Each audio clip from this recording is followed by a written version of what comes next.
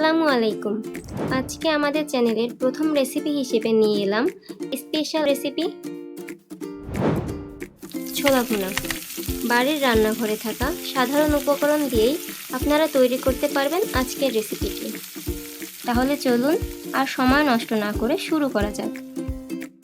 ছোলা ভুনার রেসিপির জন্য আমাদের যা যা উপকরণ লাগবে তা হলো সিদ্ধ ছোলা 1 কাপ, পেঁয়াজ কুচি 1/4 কাপ, আদা রসুন বাটা 1 চা চামচ, দারুচিনি 3 টুকরা, এলাচ 2টা, হলুদের গুঁড়া 1/4 চা চামচ, মরিচের গুঁড়া আধা চা চামচ, জিরার গুঁড়া আধা চা চামচ, ম্যাশ করা সিদ্ধ আলু 1টা, সয়াবিন তেল 3 টেবিল চামচ, কাঁচামরিচ 2 থেকে 3টা, লবণ স্বাদ মতো, আর সামান্য ধনিয়া পাতা কুচি। তো সব রেডি, চলুন তাহলে রান্না শুরু করা যাক। প্রথমেই কড়াইতে তেল গরম করে নেব। তেল গরম হলে দেব দারুচিনি আর এলাচ। এবার দিয়ে দেব পেঁয়াজ কুচি।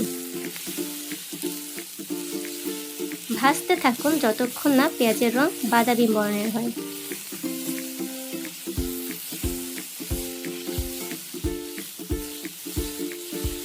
এখন দিয়ে দেব আদা রসুন বাটা আর গুঁড়া মশলা, হলুদ, মরিচ আর জিরা। মশলাগুলো কষাতে কষাতে যখন তেল ছেড়ে আসবে তখন দিয়ে দেব ম্যাশ করা সিদ্ধ আলু। এরপর সামান্য পানি দিয়ে ভালোভাবে কষিয়ে নেব। এবার দিতে হবে আজকের রেসিপির মূল উপকরণ ছোলা।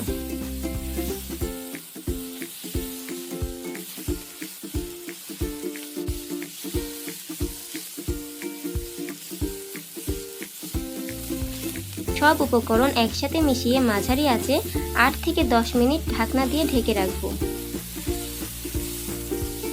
এর মাঝে 2-1 বার ঢাকনা উঠিয়ে নেড়ে নেব। দেখবেন রং গাঢ় হয়ে যাচ্ছে, তেল উপরে ভেসে উঠছে।